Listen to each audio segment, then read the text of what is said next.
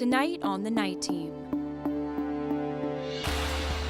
2 juvenile shooting victims in one weekend. There are ways and means who want to see a better day for Metro Louisville.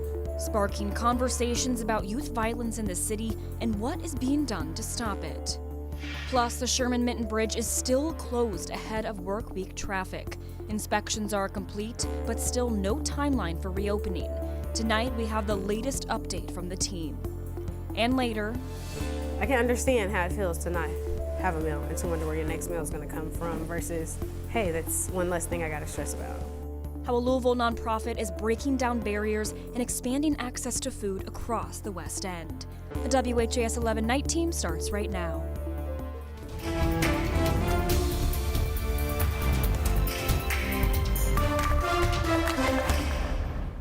First here tonight, one weekend, 2 shootings, 2 victims under the age of 18. It's our top story here tonight. Thanks for joining us on the Night Team. I'm Alex Dieterer. From Pleasure Ridge Park to northeastern Louisville, the incidents are sparking conversations about youth violence in the city and what is being done to stop it. WHAS 11's Connor Steffen looks into that for us tonight. In 2 days, 2 young victims of gun violence. Early Saturday, a shooting in PRP took the life of 17-year-old Damani Smith. A little over 24 hours later, in a residential neighborhood off Westport Road in northeastern Louisville, police found a girl they described as a juvenile with gunshot wounds to the leg and back area. It's been ebb and flow.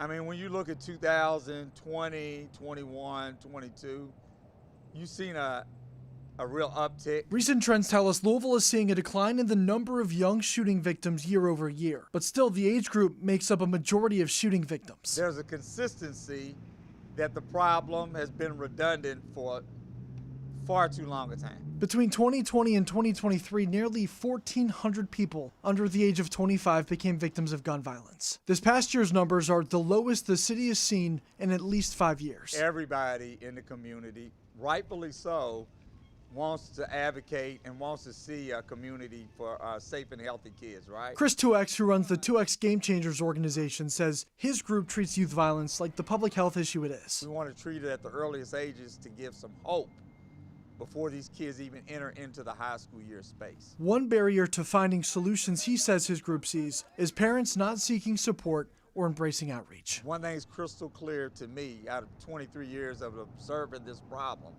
is if we don't do early intervention, that problem is even more challenging again to reverse. A 2023 report from the Greater Louisville Project found funding to youth-focused departments of Metro government supporting youth and violence prevention shrunk from the recession through 2021. Now with reinvigorated efforts, the hope is the violence trend continues to drop. You got a lot of good efforts going on. I mean that sincerely. However, you're dealing with a situation of a city that unfortunately has not totally figured out how to get this problem moving in another direction on the downtick. In Louisville, Connor Steffen, the WHAS 11 Night Team, on your side. Right now, there are no suspects in either of these shootings. Anyone with information is encouraged to call the anonymous tip line. That's 574-LMPD. You can also use LMPD's online portal.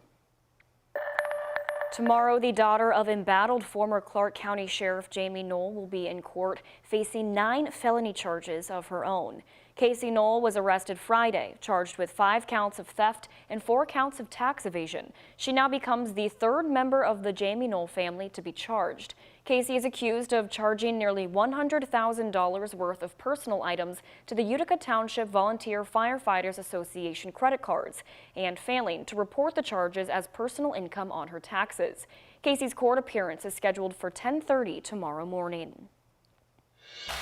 The trial against Louisville Metro Councilman Anthony Piagentini will also resume tomorrow. Piagentini is charged with 6 different ethics violations after the Metro Ethics Commission said he used his public office to leverage a new job.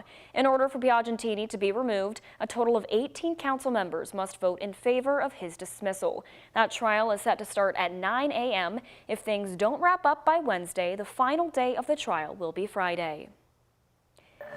Officials from Kentucky and Indiana have finished inspections of the Sherman Mitten Bridge. Both the upper and the lower decks of the bridge remain closed, but are reporting favorable results from the weekend's activities. The renewal team is blaming a misalignment in one of the lateral floor beams of the upper deck, and now inspectors are analyzing the result to determine what or if any repairs are needed. Until then, there is no timeline for when traffic may resume on the bridge, leaving some in New Albany more frustrated than ever. Gut initial feeling is fear, but then you got to calmly reassure yourself that these things happen and it will not be the end of the world, but the bridge will absolutely negatively affect, if it's not open, the downtown as a whole.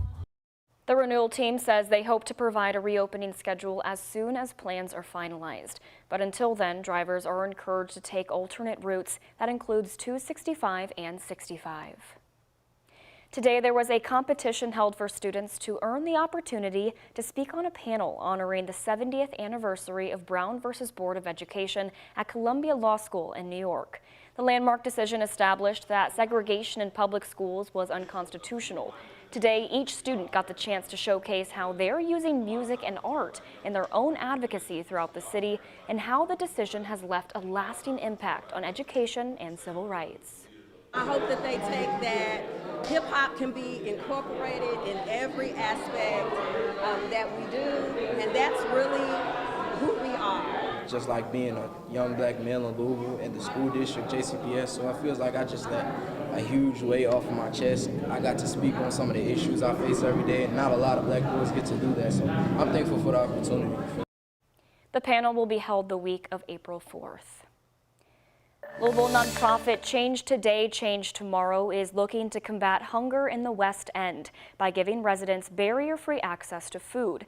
The nonprofit's program, Feed the West, is once again expanding its reach. Senior photojournalist Alyssa Newton and I stopped by their building to see how the organization is meeting people right where they are. I'm going to sit them over there on the table so that way people can grab them on their way out with their flowers.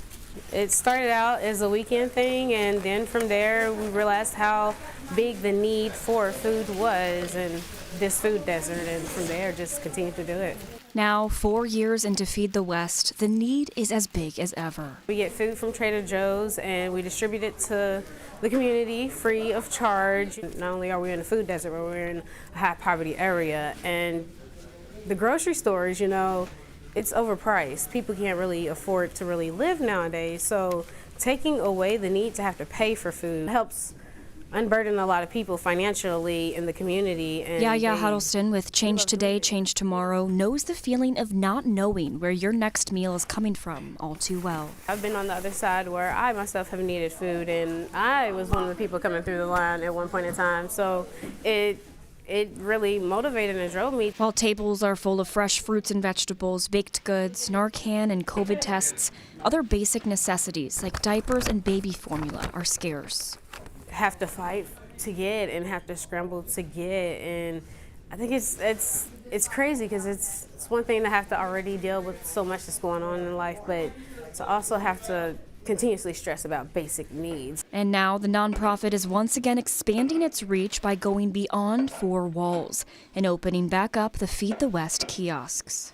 Having the kiosk kind of helps, you know, meet people where they are, you know, versus them having to come to a central location. Hey, you know, you can't make it there, that's fine. You can come on this day at this location that's closer to you. So I think it has really helped play a huge part in convenience, because that's another thing that a lot of people struggle with, transportation. And yes, food's convenience, but if you're struggling to get there, it also can be kind of stressful at times. Starting March 20th, the kiosks will be at the New Leaf Clinic right off West Muhammad Ali Boulevard and at Alberta Jones Park, meeting people right where they are. This is amazing what they do and how they do it for the community, and they do it with such kind hearts.